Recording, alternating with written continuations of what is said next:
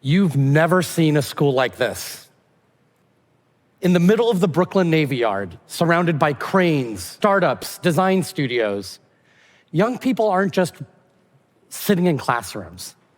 They're creating digital marketing campaigns for small businesses, wiring real houses.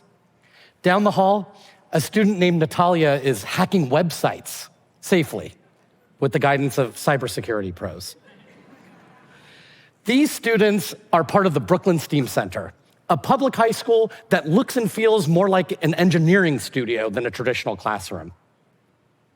They're earning college-ready diplomas and industry credentials. They're building professional networks while discovering what they're good at in the real world. And none of it happened by accident. I lead a school design organization called Transcend. And when we began working with the Brooklyn community, our first step wasn't to bring in a program. It was to listen. Students, families, educators, local employers all told us the same thing. We want learning that actually connects to the world kids are growing into. So with the school's founders, we stitched together decades of practice and research, career-connected learning, project-based learning, purpose development. The result? A learning experience that's rigorous, relevant, and engaging. Not about regurgitating content, but about solving real problems. Not, what do I need to know for the test? But what can I build that matters? And when you see it, it feels obvious. Of course school should be like this. But if it's so obvious, why am I on this stage telling you about it? And what does it cost us when most students never get to learn this way? Transcend recently surveyed 70,000 students across the US. Less than half said they love school. 2/3 said it's boring.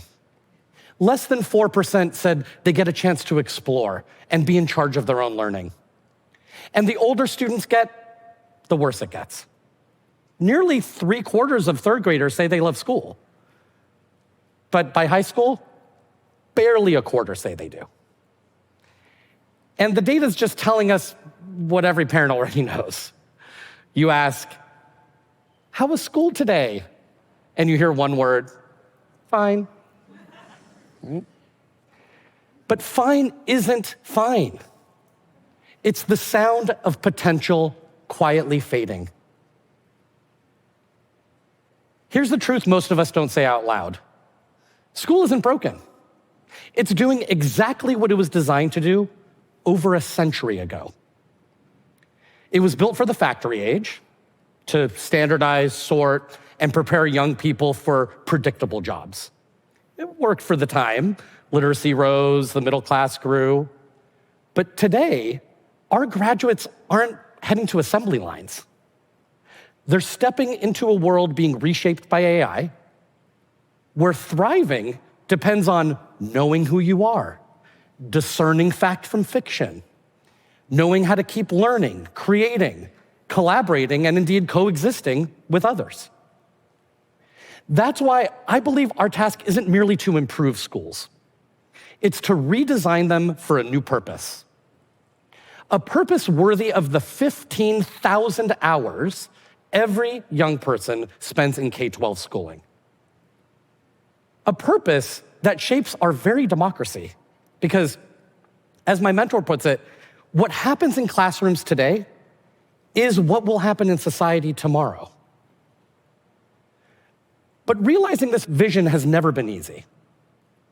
For decades, we've been trapped between two extremes: top-down reforms that can ignore local realities, or bottom-up efforts that often depend on heroic and exhausted educators. But there's a third way: community-based design. Community-based design takes the best of both approaches. It brings together the wisdom of lived experience with the wisdom of research, the assets of communities with the assets of proven tools and practices to make change that's both human and enduring. It's the best of design thinking, R&D, and community participation applied to the life of a school. That's how Brooklyn STEAM came to be. It's also how Van Ness Elementary in Washington, D.C. redesigned school around a simple idea. Kids learn best when they feel seen.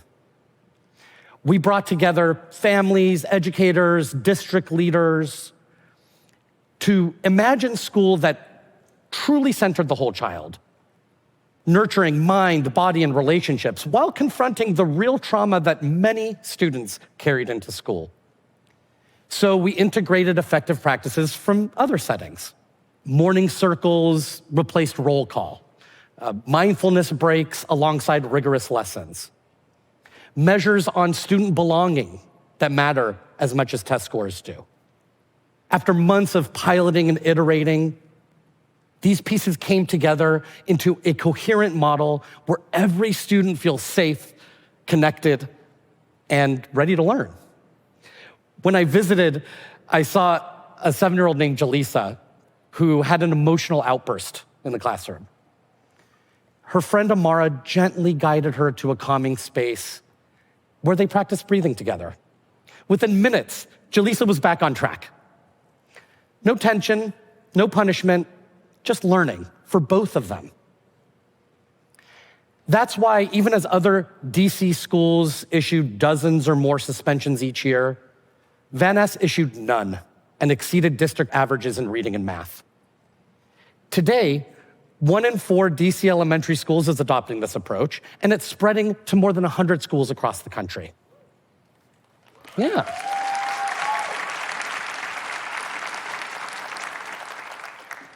And community-based design works in places that couldn't be more different.